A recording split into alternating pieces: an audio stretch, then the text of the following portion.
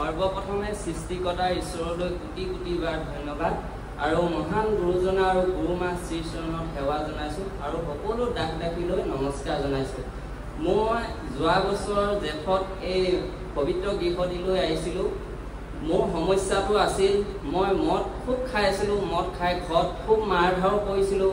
প্ৰত্যেক দিনাই কাজিয়া হৈছিলে আৰু এনেকুৱাকৈ মাৰিছিলোঁ যে ক'বলৈ আৰু বাকী নাই। জেৱাখুটি 3ডাল 4ডাল ভাঙি দিছিলোঁ। আৰু এই পবিত্ৰ গৃহটোলৈ মই যেতিয়া আহিছিলোঁ তাৰ পিছৰে পৰা সকলো মদ তামোল চাদা সকলো এৰিব পাৰিলোঁ। আগত নামঘৰত শপত খাইছিলোঁ আজিৰ পৰা মদ নাখাওঁ বুলি, তথাপি আকৌ মই খাবলগীয়া হৈছিলে। মানুহজনী শপত খাইছিলোঁ তথাপি আকৌ খাইছিলোঁ। কিন্তু এই পবিত্ৰ গৃহটিলৈ অহাৰ পিছৰ পৰা মই সকলো এৰিব পাৰিলোঁ। এইবাবে মই ঈশ্বৰক ধন্যবাদ জনাইছোঁ। আৰু মোৰ এটি সাক্ষ্য আছিলে। মই আঠানত দুখ পাইছিলোঁ আৰু ফুলি গৈছিলে। মই শুই থাকিব নোৱাৰিছিলোঁ, খোজকাঢ়িব নোৱাৰিছিলোঁ। যেনে তেনে এই পবিত্ৰ গৃহলৈ আহি পিতাই চৰণত চুই পিনে মই কৈছিলোঁ, অ' পিতাই মই আকৌ অহা সপ্তাহত আহিব পাৰিলে হয়।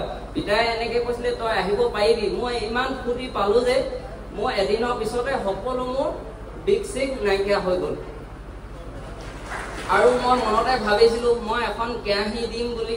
মই এবছৰ হ'ল পইচা গোটাওতেও ইমান দিন হ'ল, তথাপি আজি মোৰ সেই আশাটো পূৰণ কৰিব পাৰিলোঁ। সেইবাবেও ঈশ্বৰক ধন্যবাদ জনাইছোঁ।